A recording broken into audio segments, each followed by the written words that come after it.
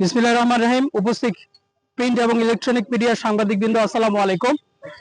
আপনারা সকলেই অবগত আছেন যে বর্ডার বাংলাদেশ সীমান্ত সুরক্ষা, চোরাচালান দমন এবং আভ্যন্তরীণ আইন শৃঙ্খলা রক্ষায় এবং জনকল্যাণমূলক বিভিন্ন কার্যক্রমে সক্রিয় অংশগ্রহণ করে আসছে।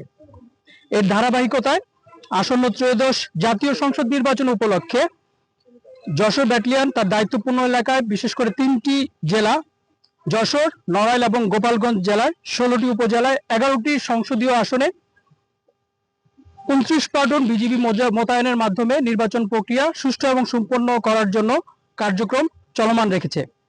নির্বাচনী এই উপলক্ষে নির্বাচনী এলাকায় 11টি ক্যাম্প স্থাপন করা হবে এবং 29 প্লাটুন বিজিবি মোতায়েন করা হবে যশোর এলাকার মধ্যে।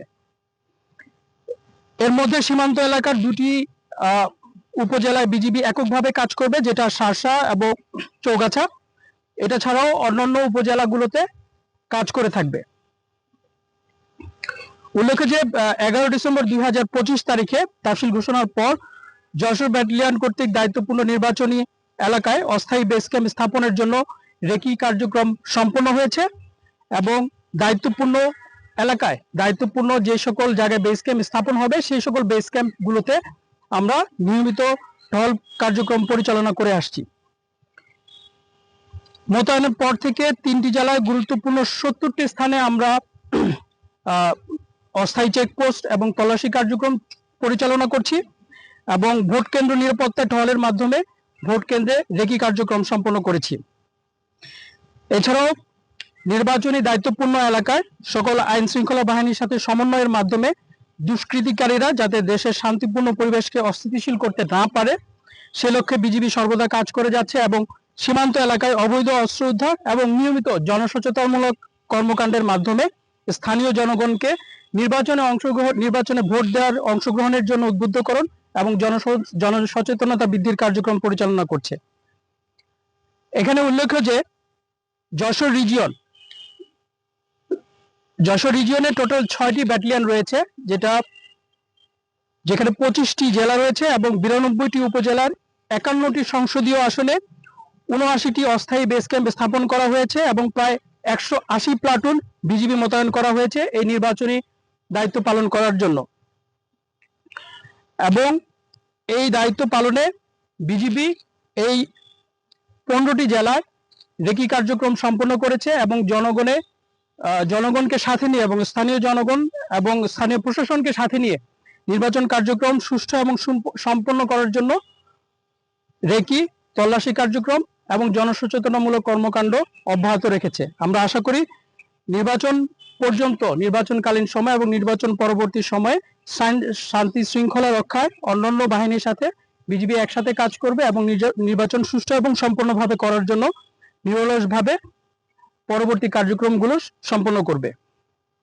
নির্বাচনের পাশাপাশি এবারে আমি যশোর ব্যাটালিয়নের আমরা চোরাচালান আইন শৃঙ্খলা রক্ষাকারী বাহিনী হিসেবেও ছাড়াও যশোরের চোরাচালান বিরোধী অভিযানে আমাদের যে সকল কর্মকাণ্ড আমরা করেছিলাম সে ব্যাপারে আমি এখন আপনাদেরকে অবগত করব। যশোর ব্যাটালিয়নে আমরা গত 1 বছরে যদি আমরা সমীক্ষা আমরা দেখি, সেখানে আমরা প্রায় 105 জন আসামি আটক করতে সক্ষম হয়েছি এবং 82,45,64,000 টাকার চোরাচালান মালামাল আটক করতে সক্ষম হয়েছি। এর মধ্যে স্বর্ণ আছে 23 কেজি, রূপা আছে 70 কেজি, পিস্তল 2টি, গুলি 100 round, US dollar 40,000, Saudi Real 1,10,000 Saudi Real. এছাড়াও মাদকের বিরুদ্ধে আমরা 0 টলারেন্স নিয়েছি যশোর ব্যাটালিয়ন, যেটার প্রেক্ষিতে আমরা গত বছর 2,674 বোতল মদ, হেরোইন, ইয়াবা 4,000, ফেন্সিডিল 1,260, গাঁজা 360 কেজি প্রায়, বিভিন্ন প্রকার মেডিসিন এবং বিভিন্ন প্রকার ভারতীয় পণ্য আমরা আটক করতে সক্ষম হয়েছি। আপনারা জানেন যে যশোর রিজিয়ন বাংলাদেশের সীমান্ত এলাকার মধ্যে একটি বিস্তীর্ণ এলাকা, যা কুষ্টিয়া থেকে সুন্দরবন পর্যন্ত 600 কিলোমিটার পর্যন্ত বিস্তৃত। এই বিস্তীর্ণ এলাকায় সীমান্তে যশোর রিজিয়নের কুষ্টিয়া এবং খুলনা সেক্টরের অধীনস্থ 7টি ব্যাটালিয়ন চোরাচালান প্রতিরোধে নিরলসভাবে কাজ করে যাচ্ছে, যাদের নিরলস প্রচেষ্টায় গত 2025 সালে সর্বমোট 377,76,75,620 টাকার অধিক মূল্যমানের চোরাচালান মালামাল আটক করতে সক্ষম হয়েছে। এর মধ্যে স্বর্ণ রয়েছে 58 কেজি, রৌপ্য রয়েছে 124 কেজি, অস্ত্র 27টি অস্ত্র উদ্ধার করেছে এবং এছাড়াও বিভিন্ন অভিযান পরিচালনা করে 28,000 মাদক, বিভিন্ন ধরনের মাদক, হেরোইন, ইয়াবা 26,000, ফেন্সিডিল 50,000 প্রায়, গাঁজা 1,677 কেজি এবং বিভিন্ন প্রকার ঔষধ, অরণ্যবিদ্যুৎ ঔষধ, মেডিসিন 2,68,000 আটক করতে সক্ষম হয়েছে। আমরা দৃঢ়ভাবে বিশ্বাস করি বিজিবির পক্ষে এই সকল চ্যালেঞ্জ সমূহ মোকাবেলা করা কষ্টকর যদি না স্থানীয় প্রশাসন এবং আপনাদের সহযোগিতা না থাকে। এজন্য আমাদের প্রয়োজন স্থানীয় প্রশাসন, আইন শৃঙ্খলা রক্ষাকারী বাহিনী, সাংবাদিকবৃন্দ, পরিবেশকর্মী এবং জনসাধারণের সক্রিয় অংশগ্রহণ। উপস্থিত সাংবাদিকবৃন্দ, আপনাদের সহযোগিতা সীমান্ত সুরক্ষা কার্যক্রমে আমাদের অনুপ্রেরণা যোগায়। সীমান্ত সুরক্ষায় সুরক্ষিত থাকলে দেশ সুরক্ষিত থাকবে, তাই আমাদের সকলকে একসাথে কাজ করতে পারবো বলে আমি আশা প্রকাশ করছি।